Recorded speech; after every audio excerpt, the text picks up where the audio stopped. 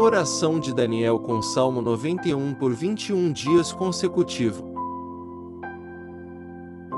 A oração de Daniel registrada no capítulo 9 de seu livro é uma das mais notáveis da Bíblia. Inclusive, essa oração de Deus tem muito a nos ensinar a respeito de como devemos orar a Deus da forma correta. Antes, porém, o texto bíblico mostra outros episódios da vida do mesmo profeta em que ele agiu como um verdadeiro homem de oração. Logo nos capítulos iniciais de seu livro encontramos o profeta Daniel orando a respeito do sonho que o rei Nabucodonosor havia sonhado. Então, em resposta à oração de Daniel, Deus lhe revelou o sonho do rei e sua interpretação. Daniel 2. Outro momento marcante de oração na vida de Daniel foi quando o rei Dário emitiu um decreto que basicamente proibia toda oração que não fosse direcionada ao próprio rei. Contudo, o profeta Daniel não se abalou com a proibição real e continuou com sua vida de oração.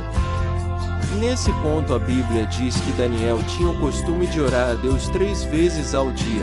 Daniel 6, 10. Então, finalmente, no capítulo 9, o livro de Daniel mostra o profeta orando a Deus em relação à restauração do povo judeu do cativeiro na Babilônia. Naquele tempo o profeta já era um idoso que tinha passado a maior parte de sua vida numa terra estranha. Então vejamos neste estudo alguns pontos interessantes desse texto bíblico que registra a oração de Daniel ao Senhor pela libertação de seu povo do cativeiro.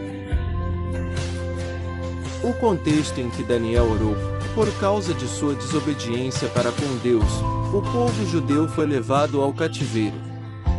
Deus levantou o Império Babilônico sob a regência do rei Nabucodonosor para ser seu instrumento de juízo punindo o povo da aliança por seu pecado. O povo não se arrependeu de seus erros e se negou a dar ouvido à palavra do Senhor através de seus profetas, inclusive o profeta Jeremias, um contemporâneo do profeta Daniel durante sua juventude.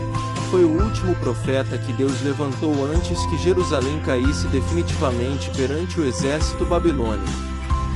Por diversas vezes Deus chamou o povo ao arrependimento através da mensagem profética de Jeremias e anunciou as terríveis consequências do pecado que estava ocorrendo em Judá.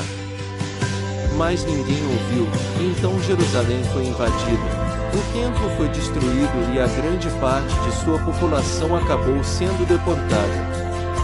Daniel, um jovem promissor de Judá, estava entre os deportados. Mas tão logo que chegou à capital do Império Babilônico, Daniel usou Daniel de forma muito especial. Deus abençoou Daniel de tal forma na Babilônia que ele continuou numa posição de proeminência mesmo depois da queda da própria Babilônia diante do Império Medo-Persa. Então, quando no capítulo 9, quando Daniel orou ao Senhor em favor do povo exilado, naquele tempo o Império Babilônico já havia caído. O texto bíblico localiza a oração de Daniel em 539 a.C., no primeiro ano do reinado de Dário. Daniel 9, 1. A oração de Daniel. O texto bíblico informa que Daniel fez sua oração a Deus ao ter entendido, pela profecia do profeta Jeremias, que a duração da desolação de Jerusalém seria de 70 anos. Daniel 9, 2.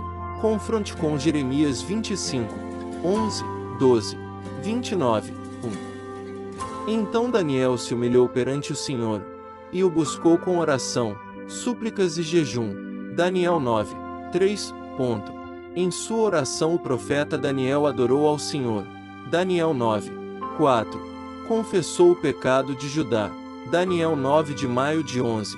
Reconheceu a legitimidade do julgamento de Deus contra o pecado do povo. Daniel 9 de novembro de 14. E apelou para a manifestação da misericórdia divina com base na glória do próprio nome de Deus. Daniel 9, 15, 19. O mesmo capítulo bíblico mostra que Deus ouviu e respondeu à oração de Daniel. Deus enviou o anjo Gabriel para falar com Daniel e lhe anunciou a profecia que ficou conhecida como a profecia das 70 semanas de Daniel. Daniel 9, 20 e 27.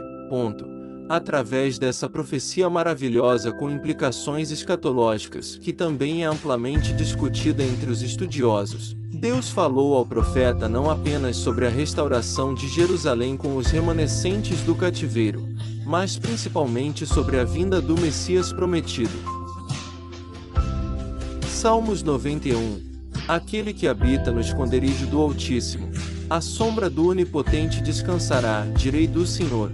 Ele é o meu Deus, o meu refúgio, a minha fortaleza, e nele confiarei, porque ele te livrará do laço do passarinheiro e da peste perniciosa.